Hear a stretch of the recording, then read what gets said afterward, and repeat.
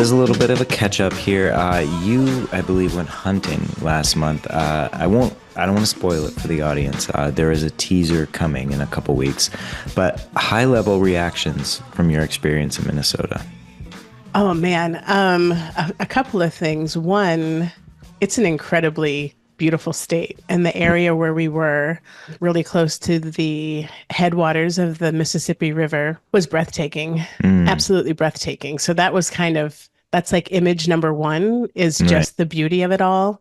The other thing for me is I wasn't entirely sure how I was going to respond to having a shotgun in my hands, firstly, and shooting it, secondly. And what I discovered was yes, I am willing and comfortable with holding a shotgun.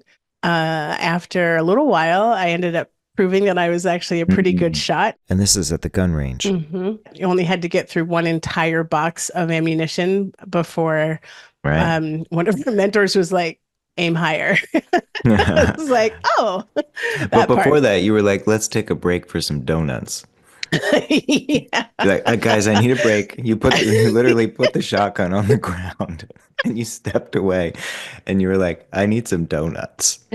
And then you had a donut, you reflected, and then at that point, And then it was like bang, bang, bang, bang. I was like, oh, shot him out of the sky. It was great. yeah, it was pretty awesome. I forgot about that donut part. That was pretty classic. Yeah. So It that's was a kind fun trip. It was a really fun trip. And I took my video camera and we made a film, or we're making a film, and we have a hmm teaser dropping in a couple weeks. So that's really exciting. But let's Yeah. talk about this month's podcast. Okay. You chatted with Keta Gonzalez from Center for Diversity in the Environment, and you covered democracy.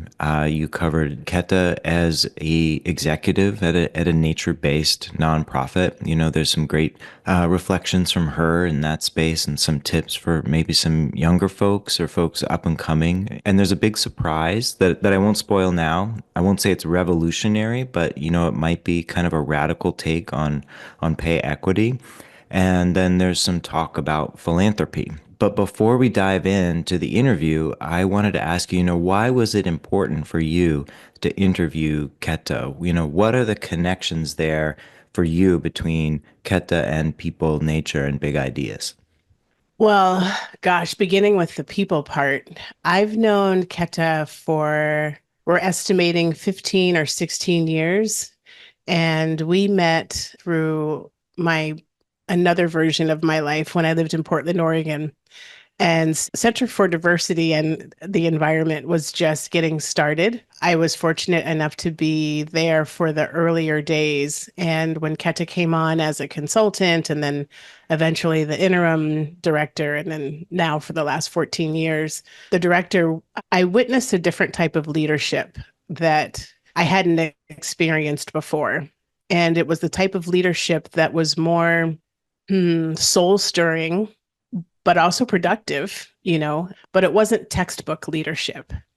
She always was very clear about taking a pause and thinking about longer term impacts and thinking about ways for people to feel whole, ways for folks to kind of set up a pathway towards liberation. And it's liberation for all. So it's for Yeah, nature, it's for people. So I just, because I'm on the board of CDE, I happen to know and learned early on that Keta is ready to kind of aside, and while she's going to stay in the organization, she's also creating a new model for leadership. And I just wanted to make sure I was able to kind of capture some of the essence of who she is so that other mm, people can benefit from her leadership style. So it just felt important to great. me. It was days before the election, and We are talking today on we are on, on talking on election day. election day. Hmm. Nevertheless, it just felt important to be speaking also with a leader, a woman of color, thinking about democracy, thinking about this really critical time in American history and what the future holds for us. Nice. Well, without further ado, let's get to your conversation.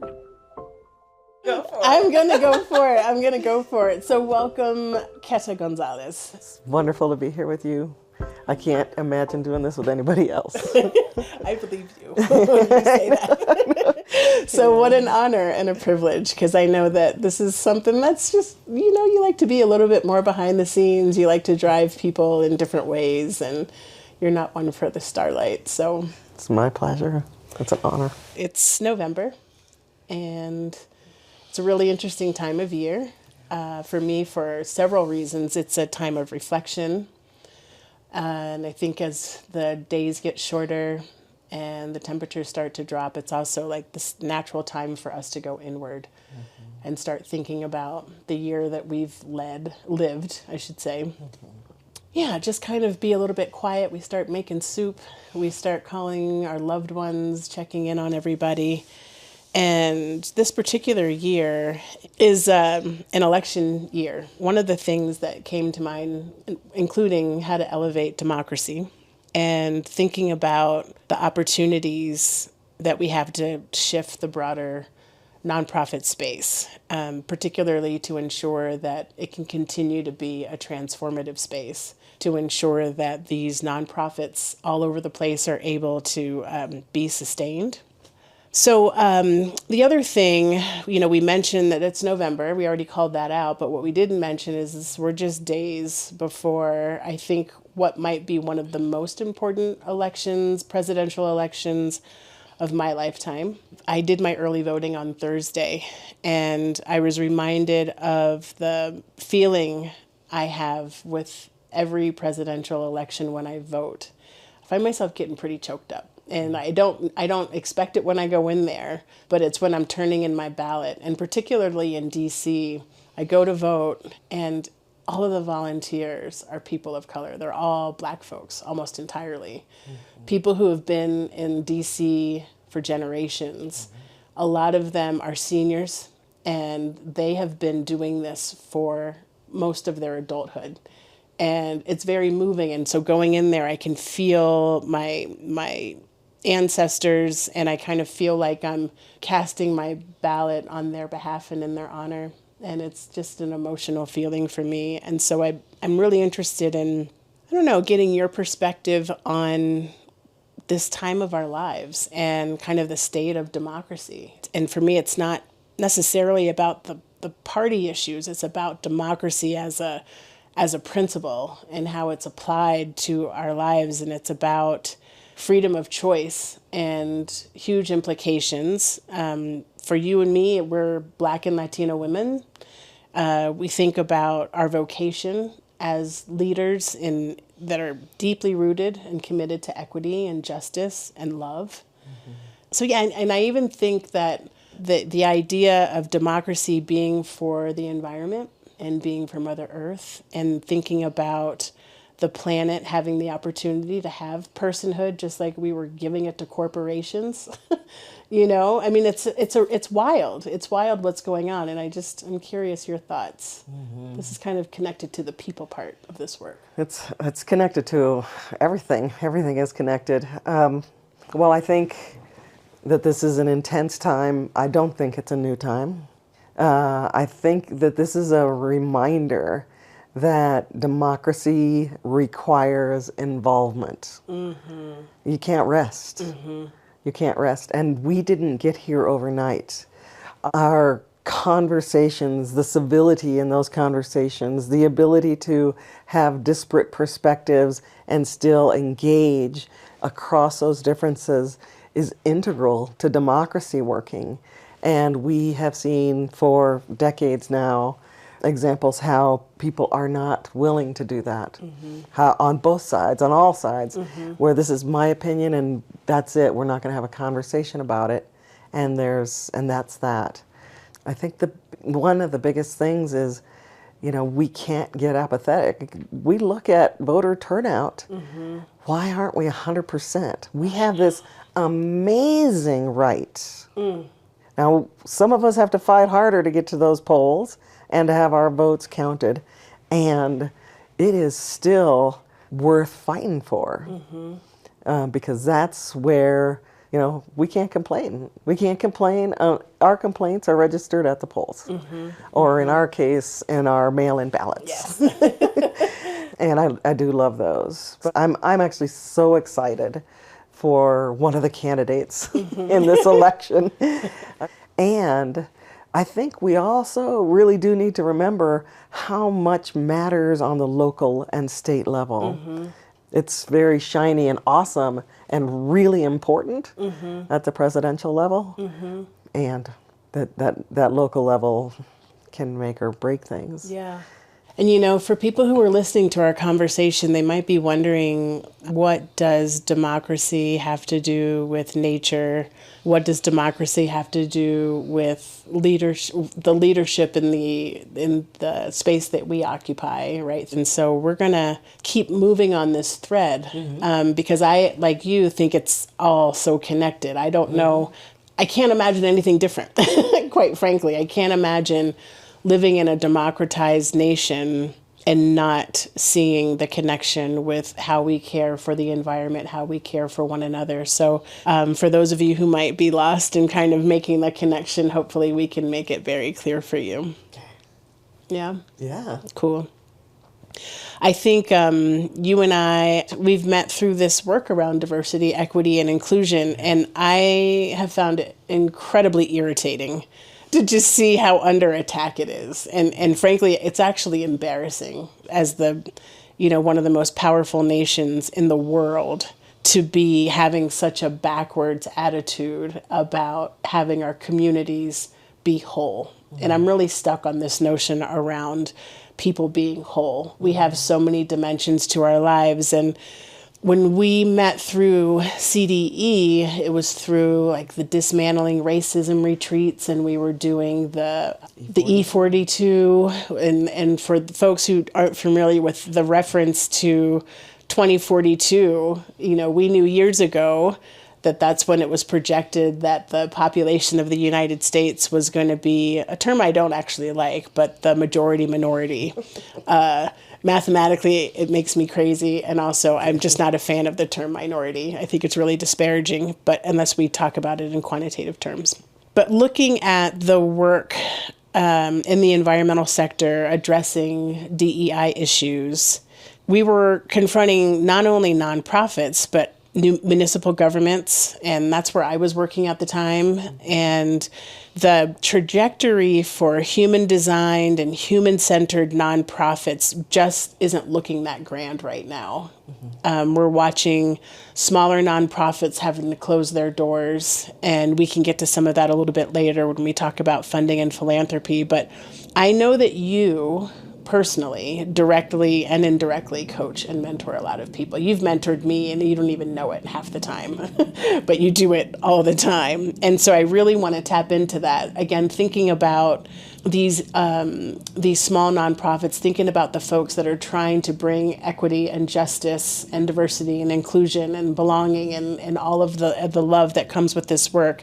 What do you think really needs to shift in kind of the broader nonprofit space, or maybe we can keep it in the environmental domain, just to ensure that they can be sustained and that transformation can happen? Because I don't think these threats are going to go away. I think that it's really important for every single one of us in the environmental movement to know on a cellular level why equity, diversity, inclusion, liberation is integral to our work. Then what happens isn't going to change the priority of the organization. And we can look at any organizational budget and know what they're valuing. Now, their budget wasn't written by somebody outside. Right. It's internalized. I don't change my values because something was changed at the Supreme Court level that I might not agree with. There's a point where we can't blame the outside. Yeah. Because if leadership in an organization has internalized this work because they know it makes their organization stronger, they know that it improves the work on the ground, that they know that the connection to environmental work is stronger, because of this wonderful cadre of beautiful, beautiful people from backgrounds that are different than the white dominant norm, which persists in the environmental movement. And where there is the ability to shift culture. Because nothing is going to change. We're going to keep doing, we're going to ask for assimilation of Indigenous, Black, and people of color. And they will then, if the people who are willing to assimilate will rise, and they'll be the poster children, right?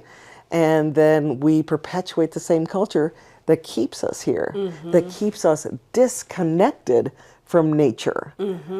Yeah, so I guess that's kind of my take on that. Yeah, I like that. And it also feeds really beautifully into what I was thinking about with regards to women leaders. And so I really want us to kind of keep pushing on that notion around our leadership, and particularly for marginalized groups. We are in significant need for rest. We are tired.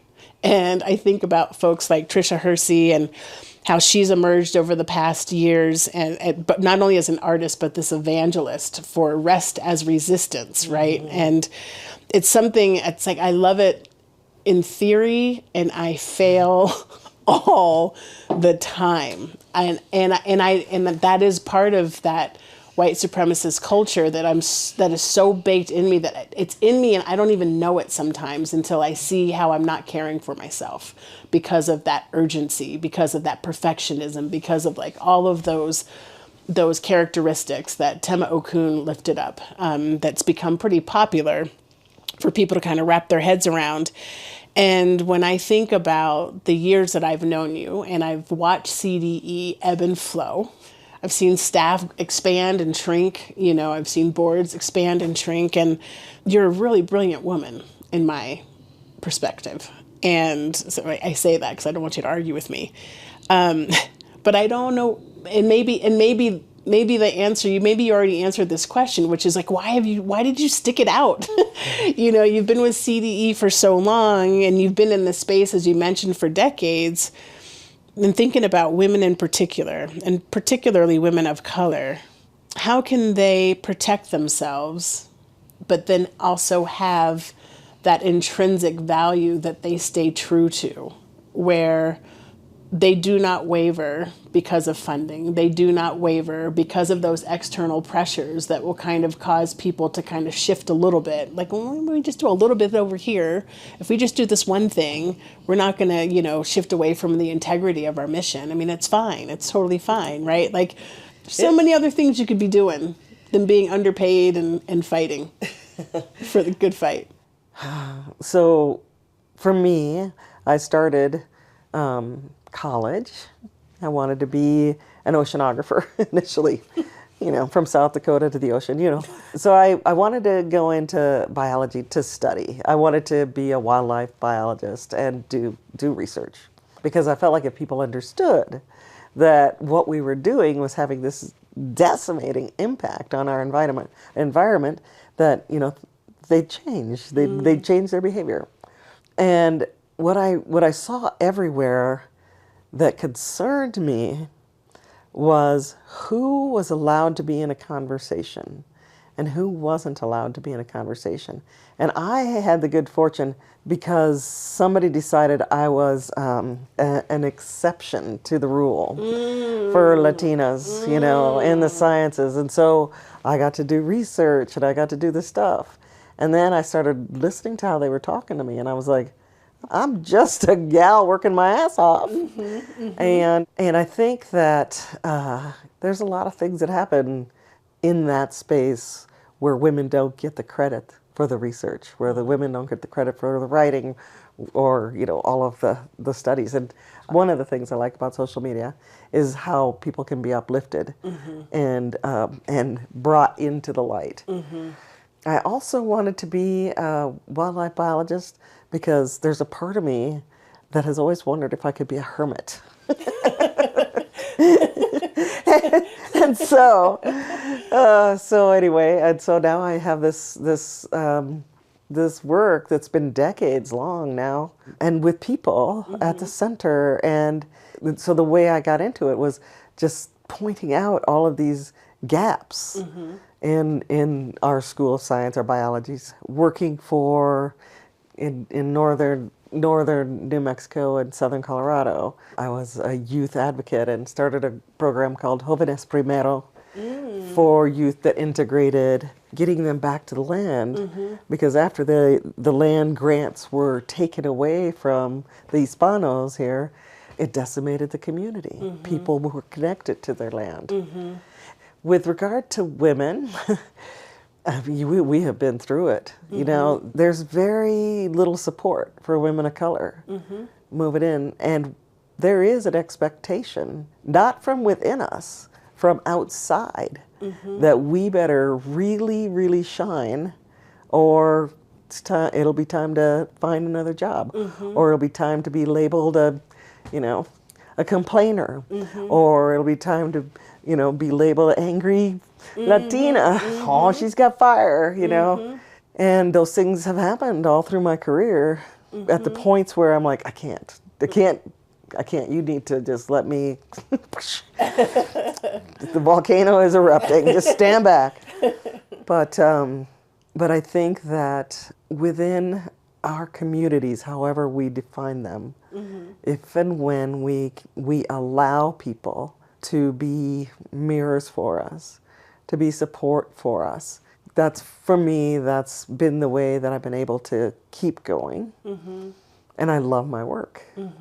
Yeah. I love part of my work. Right. I don't love the other part, some of the other part, and I love working with people. I see people every day and I watch them change over time. I'm not doing it, they are. Right. They're changing, and that's what's going to stick.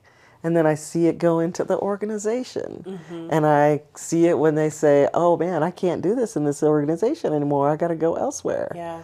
And they're taking care of themselves. And I'm also from, you work hard, you get ahead. You know, you work hard, and you can take care of yourself. And that was instilled by my family as a way to meet the dominant culture, the dominant white culture. Yeah. I definitely resonate with that last part too, because there was no time for rest, and it was the whole attitude of not only being able to keep up, and to also excel and to exceed and to shine. We always had to prove ourselves. And that becomes baked into you. And I know for me, I'm not trying to turn this into a counseling session or anything, but I know for me, my inability to just maybe work a little bit less is quite a journey for me, because I feel like I've got all of the women from my lineage on my shoulder saying, don't do that, because they're going to say that you don't deserve to be here because you can't handle it. Oh, what's the matter? You're tired? You can't handle the big game. I'm not even in the big game, but let's pretend. You can't handle the big show. You can't handle the big game. You're tired? Yeah. Well, maybe we should find somebody else who can grind and, work their fingers to the bone. And that's just not what humans were ever designed to do. And as I mentioned at the start of this conversation, we're also entering into that time of rest right now.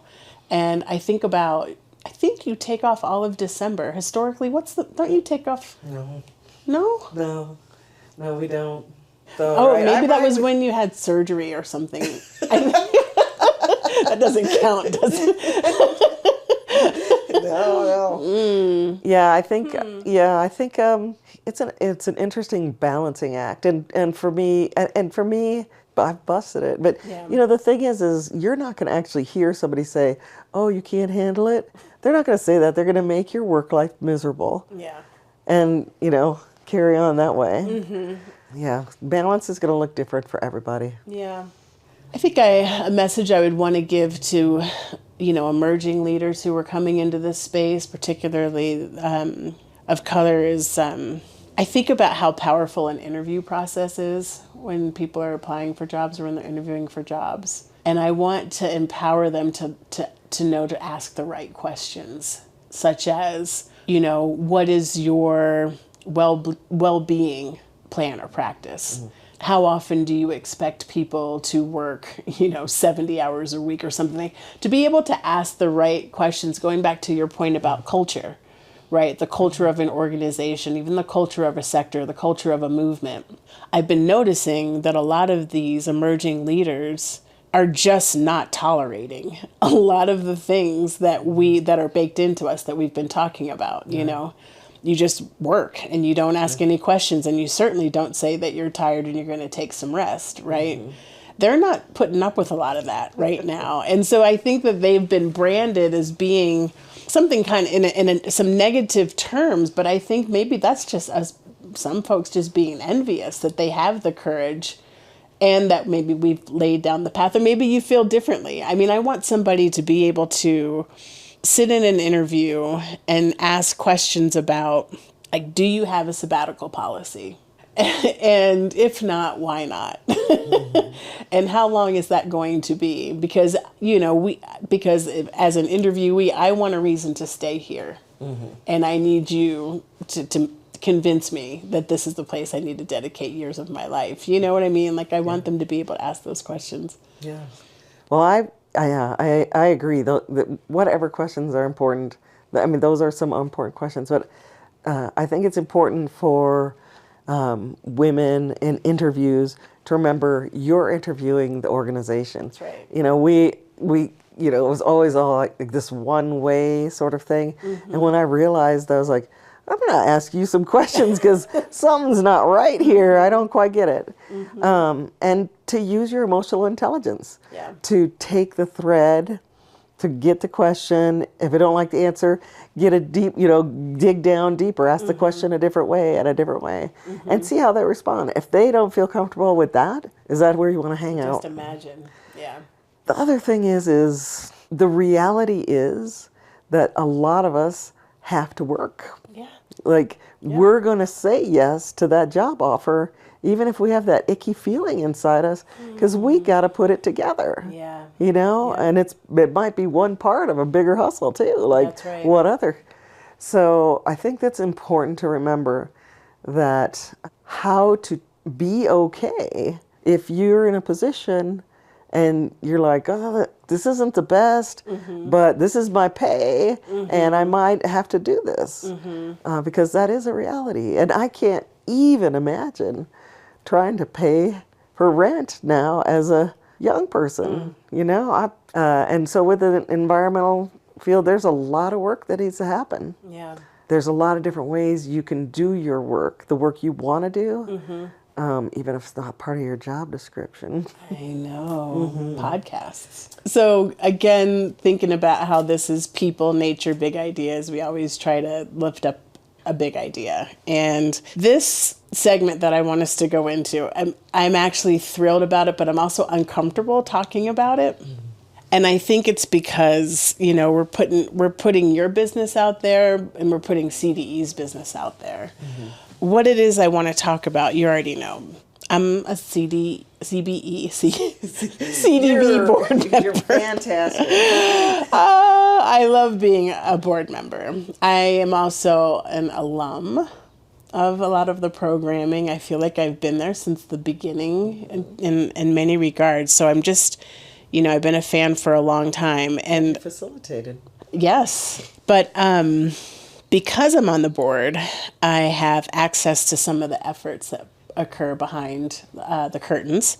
But I want to talk about it because as we're talking about democracy, as we're talking about leadership, the ethos, the principles that we abide by, as we're talking about the future, generations down the road, and we talk about broken systems, one of the more broken systems in the nonprofit sector is how poorly paid people are. And I know in my family, I have a brother who was always in the corporate world, and he was always like, "You lost me at nonprofit. I don't get it. Yeah. What are you doing?" And so, can you tell this story that I'm kind of tearing apart right now and not talking about very clearly? I'm happy to tell the story. So, yeah, and I had my own consultancy when I started working at CDE, and kind of had to think quite a bit about nonprofit pay. And so for a while I did both. I did my consultancy, and then the work was just demanding at CDE. But after a little, almost 4 years, our executive director was transitioning out. So I was put into an interim ED role, and I'm a program person. That's what I want to do. And so I was like, I'll do that. Yeah, sure. We just found ourselves in a really tight spot financially. So it was decision time. And I was like, this organization's going to do great stuff. Let's do it. So early conversations were, we can't do anything about your pay yet because we don't have the funding. When we do, we want to address it. So we just went on faith and trust and move forward. So what the board wanted to do was look at pay as pay equity.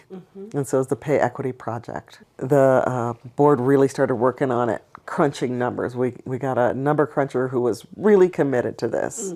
And he's an amazing person. And he and a few other folks really worked through this. And they talked about the work as, I guess, reparations was never what we used, but we used pay equity.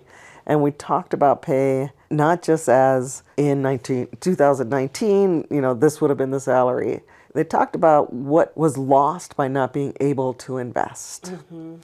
And ultimately came up with a pay equity strategy that measured our organization with other organizations. And came up with so the salary survey was in place. So the salaries were determined in that gap, and then the loss of income, and then the board, they brought all that to the board, and the board decided to move forward with a pay equity payout.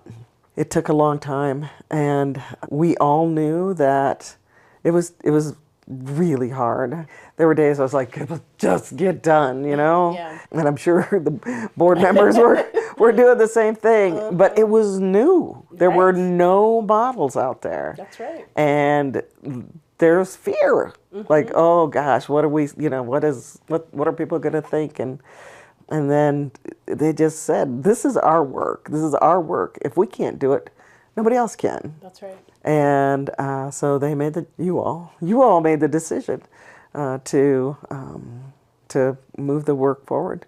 I think that there are a lot of lessons that have been captured that the board will want to share with other organizations.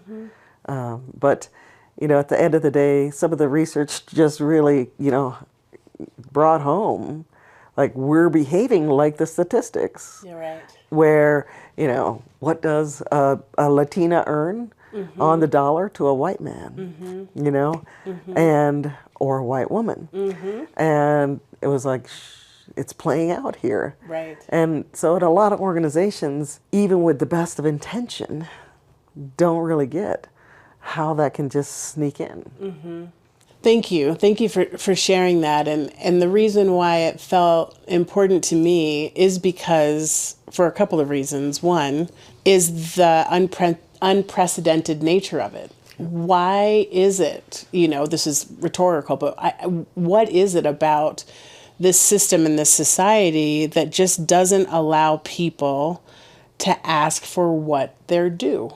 Kind of, going back to what our expectations can be when we go into a new position or a new organization, a lot of us can be really shy about asking for more because then we're worried we won't get the opportunity at all.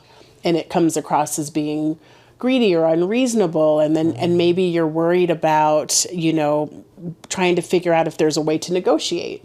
Can we reevaluate this in 6 months? Can we talk about this again in a year? And, setting out a vision and a plan over time if it's not something that can be addressed immediately. And pay equity is clearly something that I believe in, and for everybody everywhere. And for me, it was the notion of looking back and making adjustments to bring it up to speed, and so that it's current. And I know, like, I'll say fully at TPL, and I'm actually very proud that we're doing this. We're undergoing a pay equity analysis, and we're, already, getting to work with making the appropriate adjustments to make people feel more whole in the organization. But the idea of asking an organization to go back in time, that feels very daunting, which is exactly why it was unprecedented, I imagine. But I think that for me is the big idea. And that fear that you mentioned around moving forward with this, and it's just fascinating to me because it's like, what do we have to lose? We had nothing to lose in doing so. And if it's something that we could take to boards around the country on a tour, go on tour, a pay equity tour, for all of the leaders, I think that's one of the ways we can start a new movement within the movement. People have a right to be comfortable and secure. I'm just really happy that this action happened, and I'm really impressed and pleased with the board. I mean, I had the privilege of just having to read documents and voting. I didn't have to do that hard work, but I learned a lot about it, and so I thought that was really great. So to me, I think it's a very big idea, and I encourage folks to think about what it would mean to pay people more equitably, and to really understand how steeped they are inadvertently into these really broken systems that like to keep us at a level that just ain't right. It isn't right. It isn't right.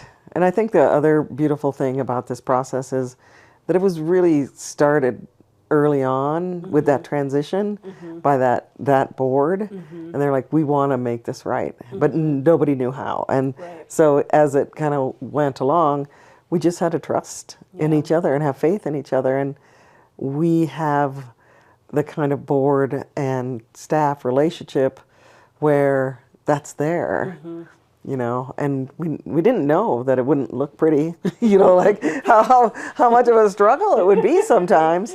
And, there's a lot to learn. And I think for people, for women that are going out and looking for jobs, women are the statistically the worst for asking what they're worth. Yep. And so now it's easier because we have the intranet. And you could do your own pay equity study before you go in. Yep. It's also kind of a reddish flag to me for any organization that flies a position that doesn't have the salary posted. Yes. So, yeah. I'm with you on that, and to the point where, I mean, again, I'm happy with TPL. We are posting our salaries with all of our positions, and we've been doing that the last few years. But I know with the different networks that I'm a part of, if somebody sends job announcements and they say, hey, do you mind promoting this in your network? If there's no salary posted, I say no. Yeah, thanks. I can go ahead and throw that salary in there and be happy to promote it. But up until you do that, absolutely not. And there are several of us that kind of stand firm on that. And I think people are starting to get a little more wise, but that transparency piece just can make folks so uncomfortable. And what I think is, like, if you're transparent, it actually makes your life easier. It's, you don't have to dance around any issues. Let's just be honest, be clear, and then let's think about a path forward. It's just like any other relationship, frankly. And I think, too, that you can couple your negotiation for money and benefits to include time. Yes. Time off. What is your minimum? Yes. So if you take the, whatever the federal holidays are, if that's what your organization does, plus vacation, what is that? Should that add up for you, so that you can have enough time to really step away, and hopefully be able to do that. Yeah, that's real. Yeah. But we're talking about money, and I very often like to bring in philanthropy into my conversation. So, looking back, we're talking about, again, democracy, we're talking about leadership, we're talking about keeping people whole, we're talking about pay equity, and we're talking about nonprofits. And we cannot survive, most of us, without philanthropy and the philanthropy sector. I think that there are some folks in the philanthropy sector who really want to change the way the business is done. And you see some of these larger foundations that have, particularly with families, and this family breaks off and they create their own, and then this family goes over here, and they're starting to, as the generations kind of step into it, I guess the younger generations, the heirs, if you will, are starting to get a little more progressive in their thinking and their approaches. And so that's refreshing. But I know you must have something to say about some of the things that maybe you'd like to see change in the philanthropy sector, or maybe you've been sitting on a big idea of your own about like any sort of pivot or transition that can be made. Okay, so before I talk about foundations, I also want to just acknowledge that there are humongous green nonprofits that get boatloads of money, boatloads and boatloads and boatloads of money. And, I know they do good work, and I think that they are like any machine that gets that big. I think that we will someday wake up to see that the real power is at the community level. Yes. It is with the people who are connected to the place, who are connected to the water quality, who are connected to the air, and to each other, and to all the beings that are there. There's still a lot of money flowing into those large organizations, and I think they have an opportunity to uplift the work of others without adding an extraordinary amount of cumbersome reporting to uplift things. So help them out. You got money, you can support your communities. You want to say something? I do want to say something, only that I agree. In thinking about most of those big green organizations, they are intermediaries. TPL is an intermediary, right? And we have been working to remove some of those barriers for the smaller organizations, so it's just not a hassle, right? I mean, if we really care about the relationships, which we do, that means that we want to like each other, right? And that means we want to make it a little bit easier. It's because if we make it easy for you, it's easy for us too. That's okay. And so it's the absence of collectivism that I think is the problem. And I think it's so confusing to me to look at an organization's mission and then look at their actions. I look at them and I'm like, make it make sense. How is it that you can say that you exist to do this wonderful thing, but what about this over here? I think there are a lot of wonderful people who are trying to make change. I think there's change on the family foundation level for sure. And I think that, again, each of us individually, interpersonally, and organizationally need to understand why this is integral to our work. Why is this integral to our work?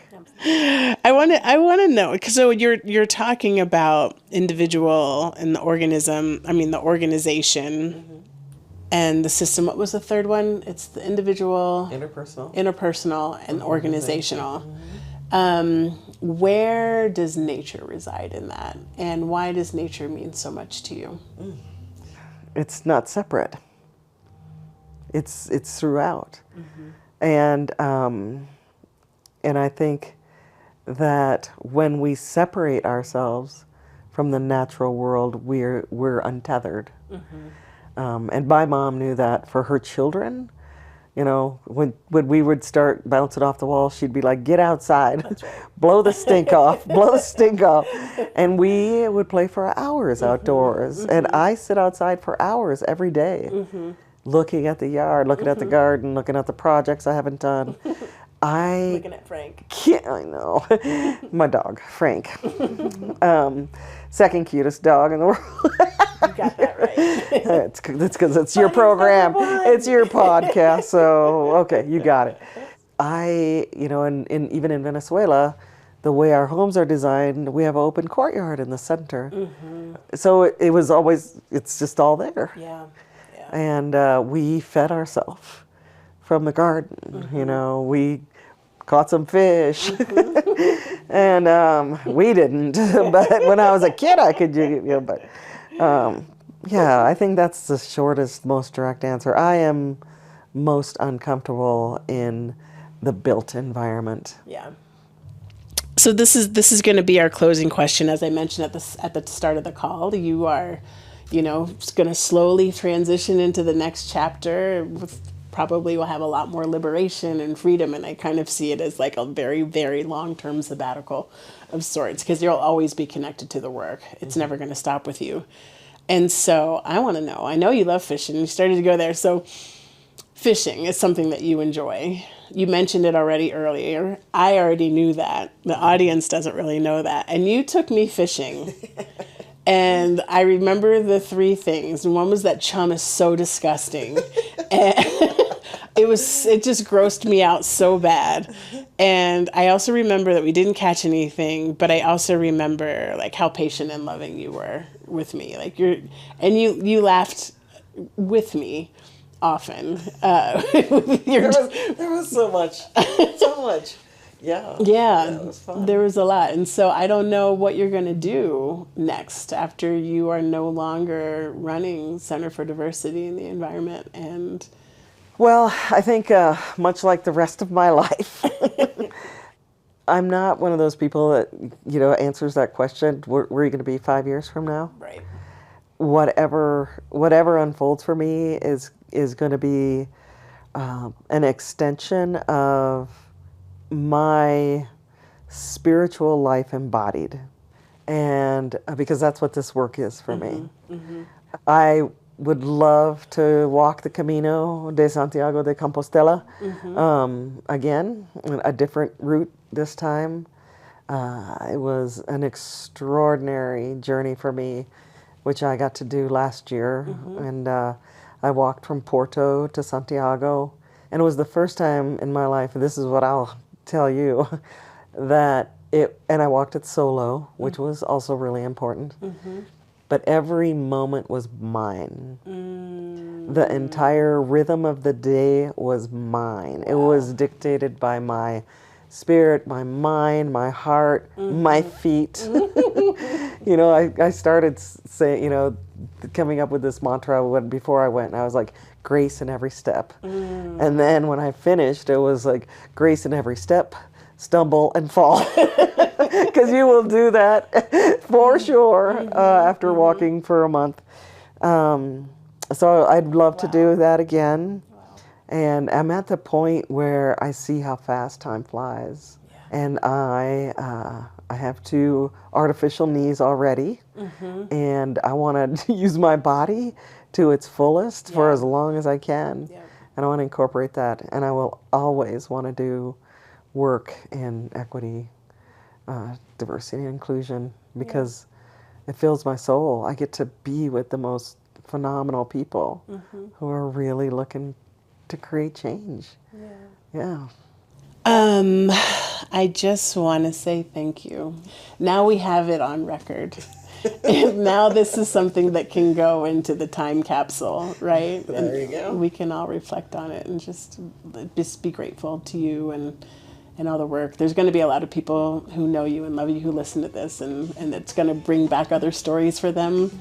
Like the I remember whens. I've got a couple that are popping up for me right now. I know, we can go on. I know, on and on. I know. It's wonderful. So thank you for giving me your time. Thank you. Can I have a hug? Thank you. Yes.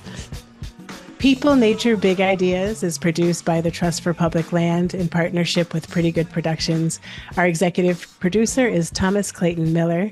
Our producer is Vanessa Martin, and our associate producer is Alyssa Morley. Our theme song was produced by Tall Black Guy Productions. And if you like the show, please leave us a rating on iTunes and maybe mention us to a friend or two. Thank you again for listening, and we'll see you the next time.